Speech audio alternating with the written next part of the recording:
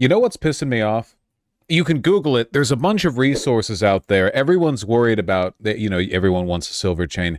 They buy a little necklace, silver chain necklace. The posts on Reddit or whatever. They're like, how do I keep the chain from catching in my chest hair? Which I don't give a fuck about because I'm just not worried about that. Very few resources on the actual problem, which is how heavy does a silver chain need to be before it will weigh down your chest hair. Because if you go for too light of a silver chain, it'll just float on top of your chest hair and it won't sit properly and it'll look really dumb. You need to it needs to be heavy enough that it sits down properly. No one talks about this. Just have no body hair. Yeah. Transgender chat. Thank you. Thank you for your input. Bro couldn't afford a heavy silver chain. I don't really want a heavy silver chain though. I want like a a tasteful little understated piece.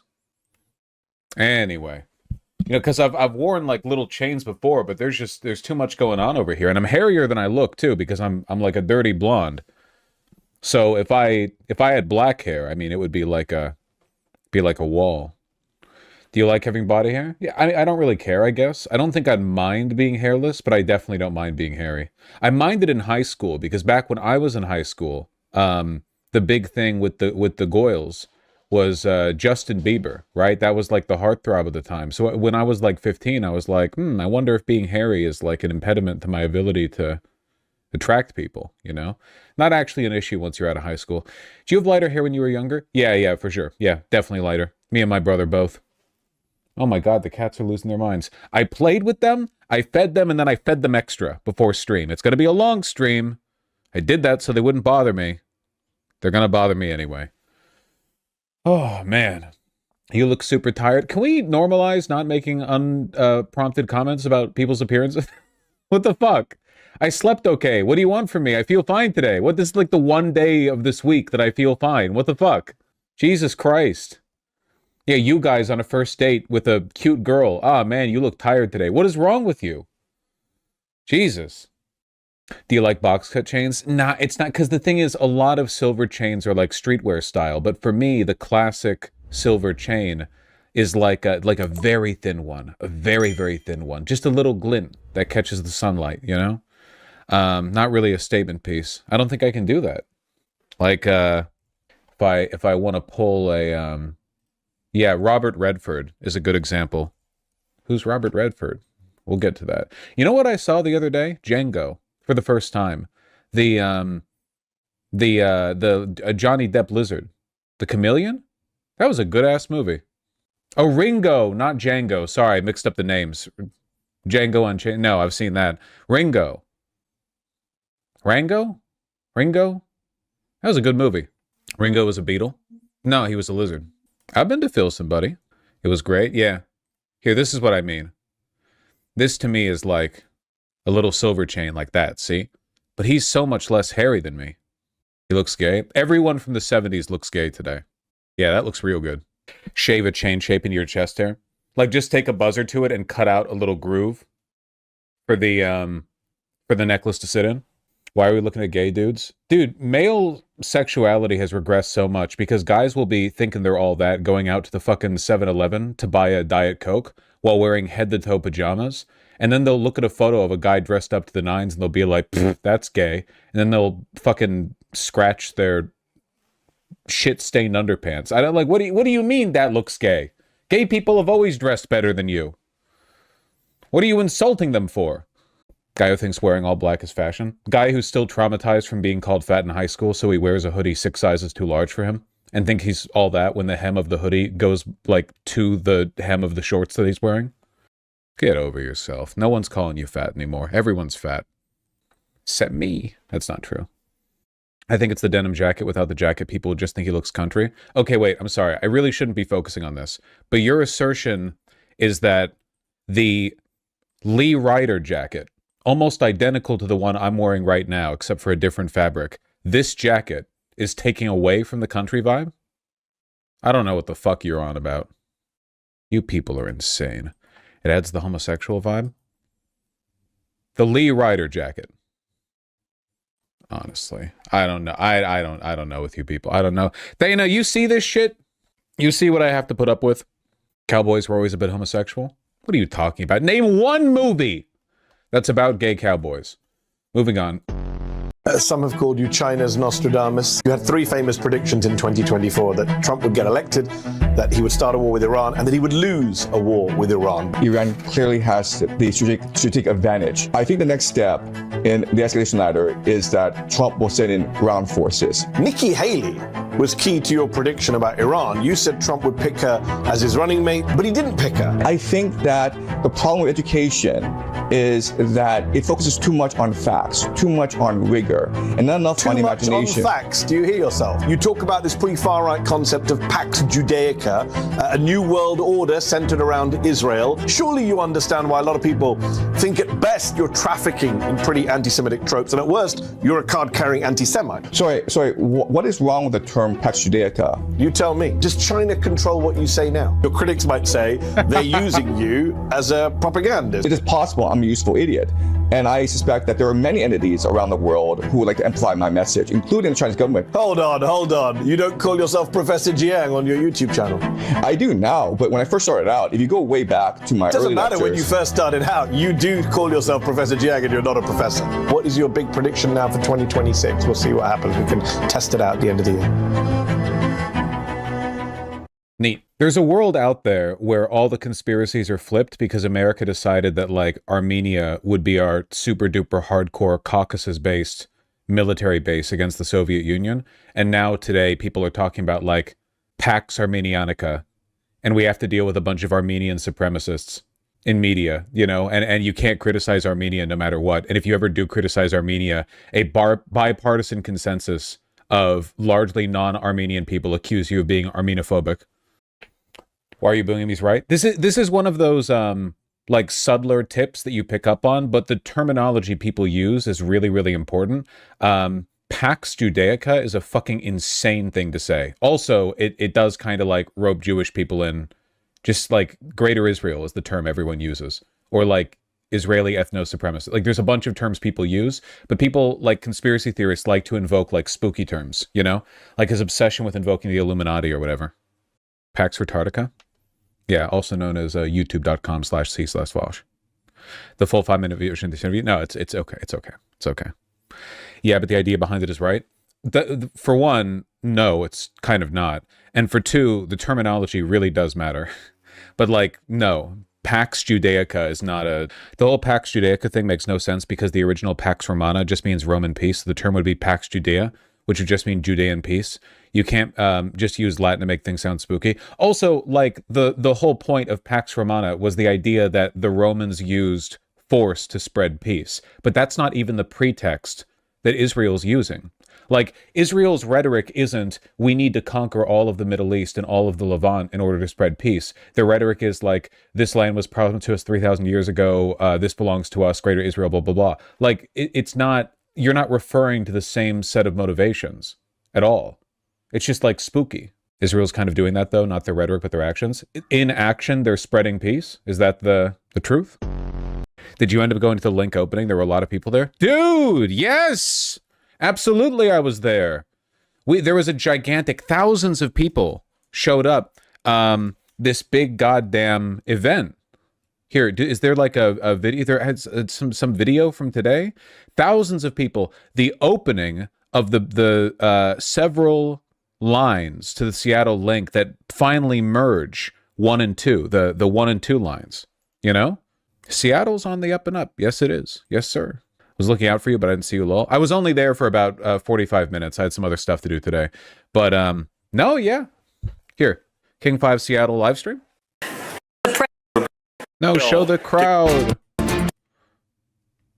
Well, that's not the crowd. That's a midpoint station. Yeah. Show the crowd. Are you ready to cut the ribbon? There we go.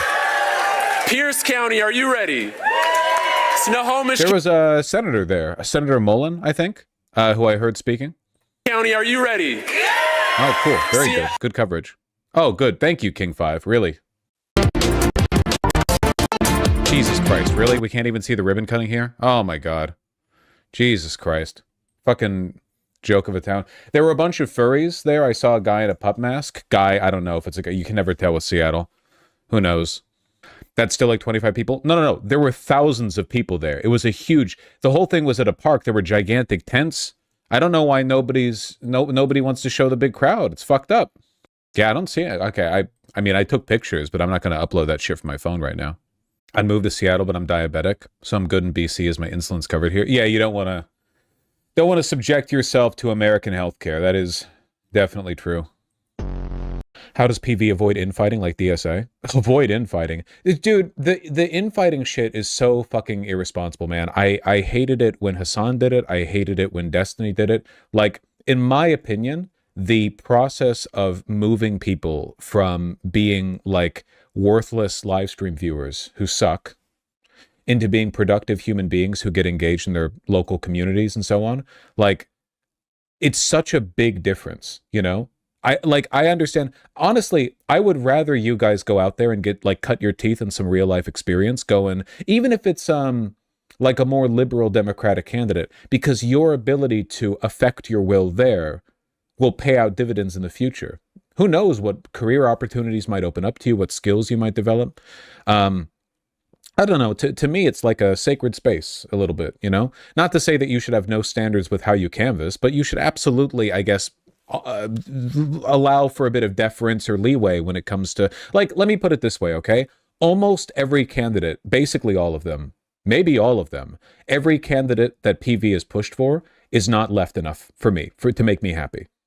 But, like, who cares, right? It's not about me. Like, I'm not happy with Bernie Sanders's rhetoric on Israel, but would I not jump at the opportunity to have people, like, get sent over to, like, do some kind of canvassing work around an org that he ran or was affiliated with? Yeah, of course I would.